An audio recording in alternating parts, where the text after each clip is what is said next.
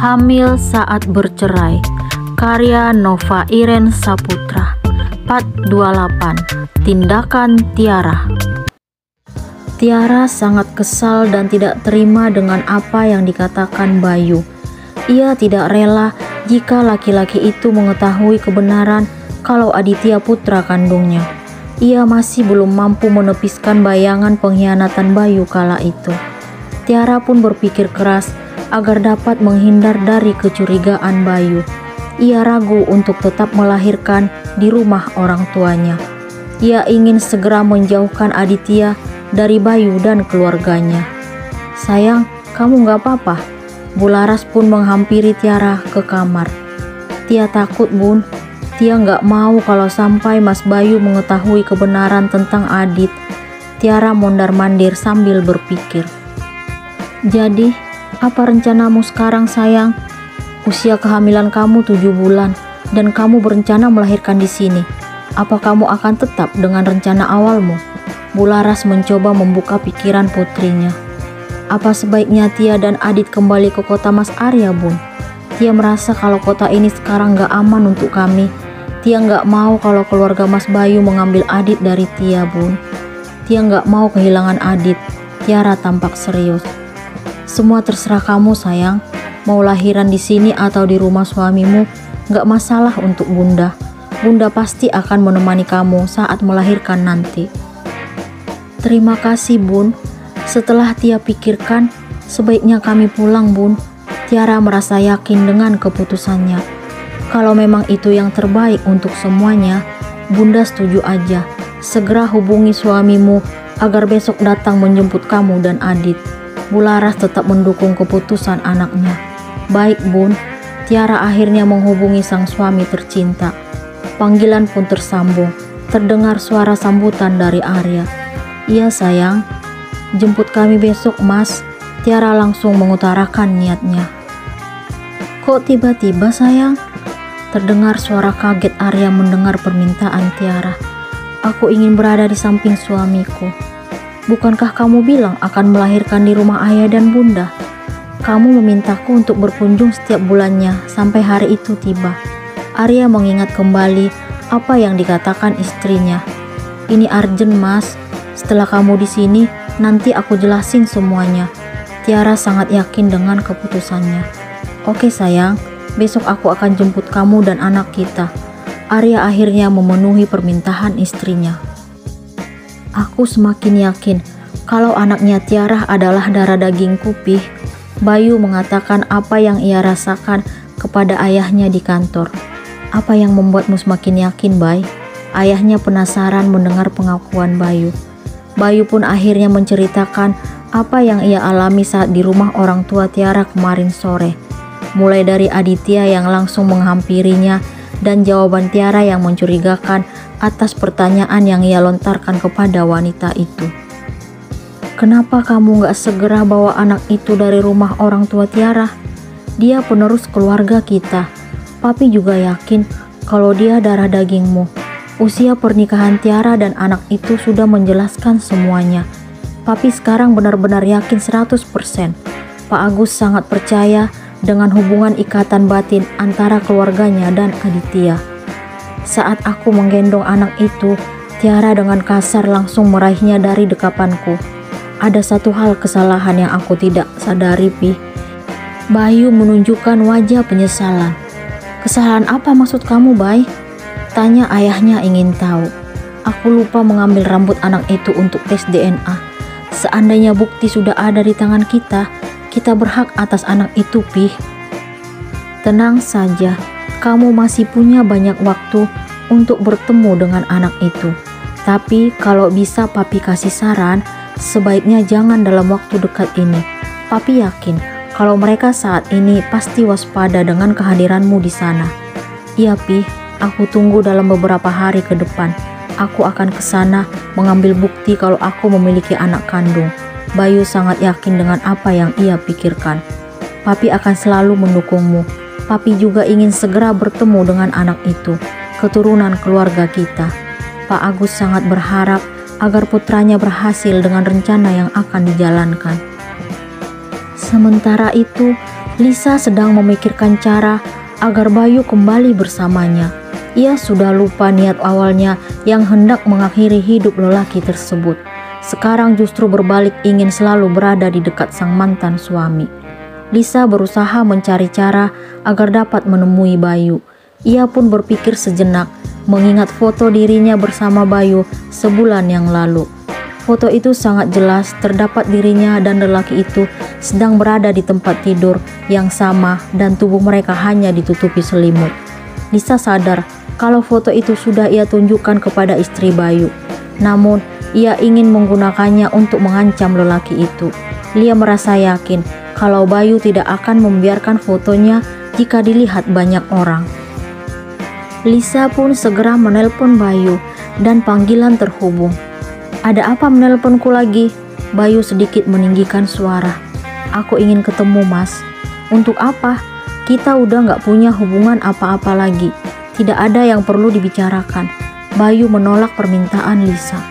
Lisa terdiam sejenak. Ia pun mengirim foto dirinya dan Bayu kepada lelaki itu. Setelah itu, ia kembali menempelkan ponsel di telinganya. "Coba lihat foto yang aku kirim. Kamu pasti suka." Bayu pun melihat layar ponsel. Ia sangat terkejut memandang foto yang dikirim Lisa. Ia segera kembali berbicara dengan wanita itu. "Apa-apaan ini Lisa? Kapan kamu mengambil foto ini?" Bayu makin menaikkan suara. "Jangan marah dong Mas, nanti gantengnya berkurang. Kita bicarakan baik-baik. Aku hanya ingin bertanya, bagaimana kalau orang tua atau karyawan kamu tahu tentang foto ini?" "Kalau istri kamu sih udah tahu sebelumnya." Bayu makin tidak percaya dengan apa yang dikatakan Lisa. Kini Bayu pun menyadari kenapa Siska langsung menebak dirinya melakukan hubungan dengan Lisa. Ia baru tahu sekarang kalau ternyata sang mantan istri dibalik semuanya. Bayu sangat kesal akhir-akhir ini karena Siska selalu menjauh darinya. Dasar wanita licik. Bayu tidak dapat menahan amarahnya lagi. "Licik? Bukankah kamu rela meninggalkan istri yang hampir 5 tahun mendampingimu demi wanita licik ini?" Lisa mengingatkan tentang istri yang diceraikan Bayu demi perempuan yang saat ini berbicara di telepon dengannya. "Apa maumu sekarang?" tanya Bayu dengan tegas. "Aku ingin malam ini kamu ke rumahku." Lisa pun menyampaikan keinginannya. "Oke, aku akan datang." Bayu tidak dapat menolak permintaan Lisa karena wanita itu menyimpan foto perbuatan tidak pantas mereka. Arya menepati janjinya untuk segera menjemput Tiara dan Aditya. Sang istri sangat bahagia menyambut kedatangan laki-laki yang sangat ia cintai itu. Bagi Tiara, Arya merupakan orang yang telah berhasil membawanya keluar dari penderitaan. "Kamu baik-baik aja sayang?" Arya langsung menanyakan keadaan istrinya. Laki-laki itu sangat heran karena Tiara kembali memintanya datang. Padahal baru beberapa hari yang lalu Arya berkunjung saat acara syukuran 7 bulan kehamilan Tiara. "Aku baik-baik aja Mas." Tiara meminta suaminya duduk di sofa ruang keluarga. Ia pun melakukan hal yang sama. "Adit mana?" Arya melihat sekeliling mencari keberadaan Aditya. "Adit di kamar bunda." "Baik, kita gimana?" Arya mengusap perut Tiara. "Baik-baik aja Mas." "Sebenarnya ada apa sayang? Kenapa keputusan kamu tiba-tiba berubah?" Arya masih sangat penasaran dengan alasan Tiara yang akhirnya meminta dirinya menjemput wanita itu dan Aditya. "Aku takut Mas." "Takut apa sayang?" Arya makin tidak mengerti. "Mas Bayu sepertinya sudah curiga dan bahkan sudah tahu kalau Adit anak kandungnya. Aku nggak mau kalau sampai dia memisahkan aku dengan Adit.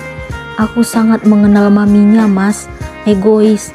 Oleh karena itu, aku meminta kamu untuk menjemput kami." Tiara memberikan penjelasan kenapa dirinya meminta Arya datang menjemput mereka. "Kok bisa sayang?" Arya mengernyitkan dahi. "Aku juga nggak ngerti Mas. Alasan yang membuatnya semakin yakin kalau Adit adalah darah dagingnya itu karena dia tahu usia pernikahan kita. Siapa yang memberitahukan hal itu padanya?" "Aku nggak tahu Mas. Tiba-tiba aja ia datang ke sini, terus menggendong Adit dari depan rumah. Setelah bertemu aku dan Bunda, ia pun melontarkan keyakinannya tentang Adit. Aku benar-benar gak rela kalau harus berpisah dengan Adit. Tiara menyandarkan kepalanya di bahu sang suami. Kamu yang tenang ya sayang, semuanya akan baik-baik saja. Adit tetap bersama kita. Besok pagi kita kembali pulang ke rumah. Arya menenangkan Tiara. Kamu tahu gak, kalau papi dan mami senang banget mendengar kepulangan kalian. Mami janji akan menjaga kamu. Kamu gak perlu ragu. Iya mas, akan lebih baik jika kita segera meninggalkan kota ini secepatnya. Jangan sampai Mas Bayu bertemu Adit lagi. Tiara tampak serius. Mantan suamiku akhirnya datang juga. Aku senang deh. Lisa menyambut Bayu dengan penampilan yang begitu menarik. Aku terpaksa ke sini. Bayu bersikap dingin. Yang benar, aku gak percaya deh. Lisa menggandeng tangan Bayu menuju ruangan keluarga. Laki-laki itu tidak dapat menolak. Kamu pikir aku datang ke sini dengan ikhlas kalau bukan karena ancamanmu? Jangan galak-galak dong mas. Sekarang apa maumu? Pasti kamu tahu apa yang aku inginkan. Ingin bercinta denganku? Bayu menebak keinginan Lisa. Pintar deh, langsung ngerti. Aku akan mewujudkan keinginanmu sekarang. Bayu pun berpikir bahwa dirinya sudah lama tidak memadu kasih dengan Siska. Wanita itu bersikap seolah-olah menghindar melakukan kewajiban sebagai istri. Bayu ingin menggunakan kesempatan ini untuk memenuhi hasratnya yang tertunda. Dua insan itu segera menuju kamar Lisa. Saat mereka sudah berada di tempat tidur, tiba-tiba terdengar nada panggilan masuk dari ponsel Lisa. Tetapi wanita itu tidak memedulikannya. Ia tetap melanjutkan aksinya. Nada panggilan itu kembali terdengar hingga beberapa kali, tetapi Lisa tetap mengabaikannya. Setelah hasrat bersama Bayu selesai terlaksana, ia pun meraih ponselnya di nakas dan terlihat pesan masuk dari Dani. Lisa segera membuka pesan itu. Air matanya langsung tumpah membasahi pipi. Keisha udah gak ada Lisa, isi pesan dari Dani. Ada apa dengan Keisha?